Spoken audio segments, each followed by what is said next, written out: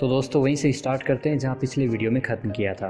अमन अपनी डायरी से और दिव्या की यादों से बाहर आता है और उसे रितु का ध्यान आता है, तो उसने रितु के साथ जो बिहेव किया उसके लिए रितु को सॉरी बोलता है। अब आगे तो उसने रितु को व्हाट्सएप किया, आई एम सॉरी रितु, और कुछ देर फ़ोन को देखता रहा। पता नहीं क्या सोच रही होगी रितु, हो सकता है मुझसे बातें ही ना करना चाहे। फिर सोचा चलो अच्छा ही तो है, अच्छा ही है कि रितु मुझसे नफ़रत करने लगे। मेरे करीब आकर वो मुझे तो क्या पाएगी, खुद को भी खो देगी। लेकिन तभी रितु का रिप्लाई आया, याद आ गई, डिनर किया या अभी भी दिव्या को लिए बैठे हो? ओह, तो रितु आज भी मुझसे गुस्सा नहीं है। अमन को अचानक याद आया खाना अभी भी उसका इंतज़ार ही कर रहा था। रिप्लाई किया, नहीं अभी करता हूँ। अमन ने डिनर किया और मोबाइल देखा। रितु का एक और मैसेज था, ओके अब फिर यादों में मत खोना, अपना ध्यान रखना, कल सुबह मिलते हैं, good night Aman. Good night Ritu. कितनी भोली सी है ये रितु भी, उस लड़के से प्यार कर रही है जिसका कोई वजूद ही नहीं है, उस पर विश्वास कर रही है जिसे खुद पर भी विश्वास नहीं है, उससे रिश्ता जोड़ना चाहती है जो रिश्तों के नाम से भी डरता है। पर वह हमेशा से तो ऐसा नहीं था। कभी वो भी दोस्तों के साथ मस्ती करता था, कभी वो भी रिश्ते जोड़ना चाहता था। ऐसा क्या हो गया जो आज अमन अपने हर रिश्ते को तोड़ना चाहता है? अमन ने सोने की बहुत कोशिश की, पर जब नहीं सो पाया तो फिर से अपनी डायरी खोल ली और वहीं से आगे पढ़ने लगा जहाँ पिछली बार छोड़ा था, और यादों में खोता चला गया। हाँ, उस पहले मैसेज के कुछ एक साल बाद पहली बार दिव्या ने लिखा, आई लव यू टू अमन। उस दिन वो मैसेज पढ़ते ही लगा कि आज मैंने वो सब कुछ पा लिया जो मैं पाना चाहता था। मैं कुछ भी समझ ही नहीं पाया कि इस खुशी में करूं तो क्या करूं। मन में कोई चाह ही नहीं रही, बस दिल खोलकर चिल्लाने का जी कर रहा था। मन कर रहा था कि बोल दूं सारी दुनिया को कि देख मुझे मेरी दिव्या मिल गई। बार बार दिव्या को आई लव यू लिखे जा रहा था। एकदम से पागल हो रहा था। होता भी क्यों नहीं, आखिर पिछले एक साल से मैंने सिर्फ इसी दिन के तो सपने देखे थे। अब और कोई चाह नहीं रह गई थी, कुछ भी नहीं। ऐसा ही होता है शायद इंसान के साथ, जब वो किसी को दिलो जान से चाहता है और वो अचानक से उसे मिल जाए तो और कुछ चाह भी नहीं रह जाती मन में, बस खुशी रह जाती है, बस प्यार रह जाता है। वो रह जाता है एक ऐसा एहसास, एक प्यारा सा एहसास जिसे हम पूरी ज़िंदगी की कमाई देकर भी खरीद नहीं सकते। मेरे साथ भी कुछ ऐसा ही हो रहा था, और यह एहसास सिर्फ उसी दिन नहीं हुआ था, उस दिन भी हुआ जब पहली बार दिव्या मेरे साथ कॉफ़ी पीने गई, जब पहली बार वो मेरी बाइक पर मेरे साथ घूमने गई, और तब भी जब हम घंटों एक दूसरे की आंखों में देखते रहते थे, तब भी जब हम साथ मिलकर सपनों के महल बनाते थे और मिटाते थे। और फिर उस दिन दिव्या का बर्थडे था और उसने सिर्फ मेरे साथ अलग से बर्थडे पार्टी रखी थी। सिर्फ मैं था और दिव्या थी। दिव्या ठीक मेरे आगे खड़ी थी और मैं उसके पीछे, और हमारे सामने सिर्फ कैंडल्स की रोशनी में जगमगा रहा केक था। दिव्या के दोनों हाथ मेरे हाथों में थे और हम दोनों ने मिलकर पहले केक काटा, फिर एक दूसरे को खिलाया, फिर केक के टुकड़ों को हवा में उछाला, फिर एक दूसरे के चेहरे पर लगाया, और फिर पता नहीं मुझे क्या सूझी, मैं दिव्या के चेहरे पर लगे केक के टुकड़ों को खाने लगा। जरा भी डर नहीं था, सब कुछ अपना सा लग रहा था, सब कुछ प्यारा सा लग रहा था। और तो और दिव्या भी कुछ ऐसा ही कर रही थी और शरारत भरी नज़रों से मुझे देखकर हंस रही थी। कितनी प्यारी, कितनी प्यारी, क्या कोई उससे भी प्यारा हो सकता है? इस प्यारे से चेहरे की हंसी से बढ़कर भी क्या कुछ हो सकता है इस दुनिया में? क्या कोई इससे भी अधिक अपना हो सकता है? आज मुझे सब कुछ मिल गया था, कितना खुश नसीब हूँ मैं। अब मुझे मौत भी आ जाए तो कोई गम नहीं। और तभी जाने किस तरह मेरे होठ दिव्या के होठों से चिपक गए, और उसके अधरों की वो मिठास, उसके दांतों का वो एहसास। मन के सारे विचार जैसे रुक गए, एकदम से जैसे सब कुछ रुक गया था। अब कोई अमन नहीं, अब कोई दिव्या नहीं, ना वो केक, ना वो कमरा, अंधेरा भी नहीं, कुछ भी नहीं, सिर्फ मिठास, सिर्फ एहसास, वह एहसास जो बयां ही नहीं किया जा सकता। उस दिन मैं जान गया था कि प्यार वास्तव में क्या होता है। प्यार न किसी को पाना है, न चाहत है, प्यार न कोई सुख है और न ही कोई दुख है। प्यार कोई रिश्ता भी नहीं और प्यार कोई बंधन भी नहीं। प्यार तो सिर्फ एहसास है, वो एहसास जिसमें हम कभी कभार चले जाते हैं, वो एहसास हम पर छा जाता है जब हम खुद को भूल जाते हैं। वो एहसास जिसे केवल महसूस किया जा सकता है, न ही उसे लिखकर बताया जा सकता है, न ही किसी को समझाया जा सकता है, न उसे रोक कर रखा जा सकता है और न ही कोशिश करने पर पाया जा सकता है। बस वो अपने आप कभी कभार हमारे ऊपर छा जाता है, और जब वो साथ हो जिसके लिए हम खुद को भूल सकें तो ये बार बार होता है, पर हर बार भी नहीं।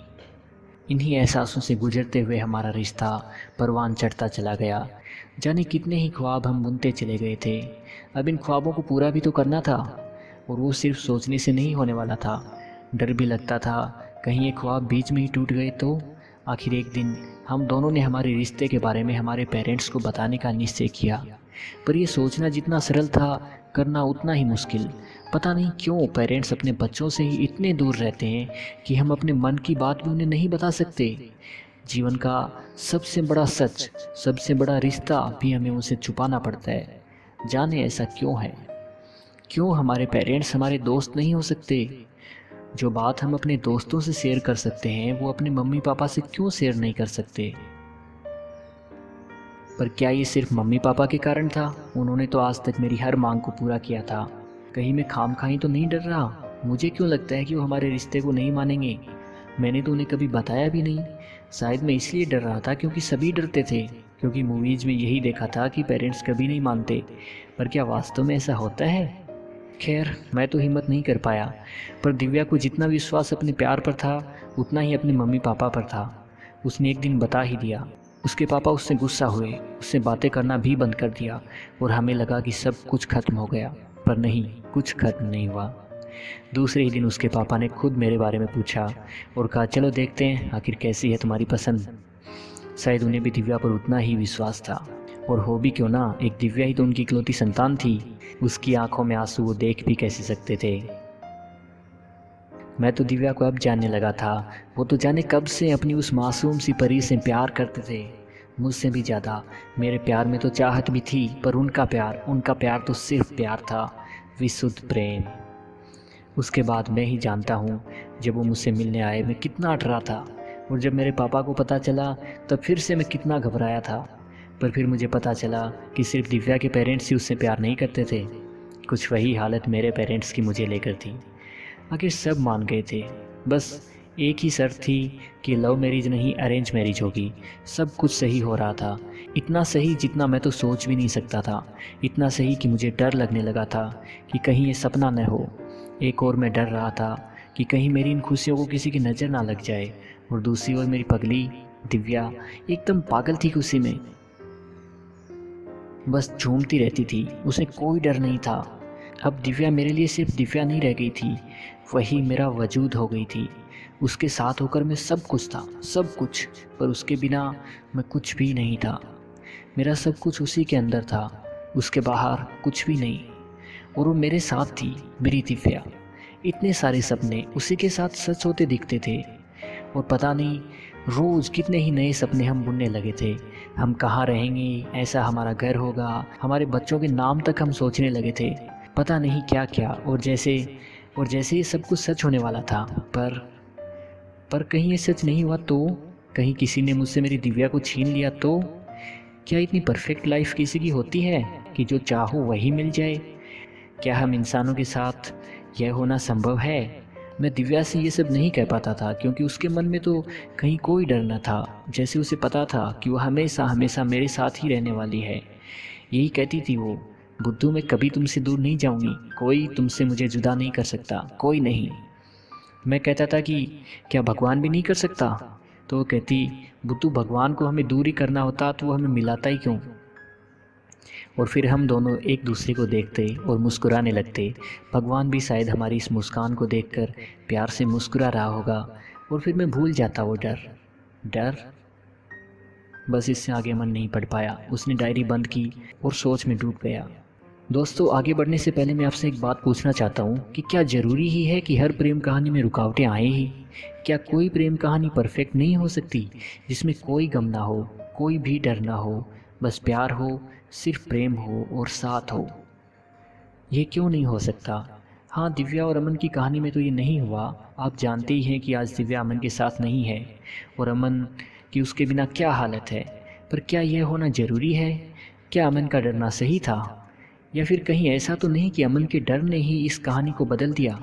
कहीं ऐसा तो नहीं कि हम सब का डर ही हमारी कहानियों को बिगाड़ देता है? कहीं हमारे मस्तिष्क की नेगेटिव तरंगें ही तो हमारे जीवन में नकारात्मकता नहीं ले आती?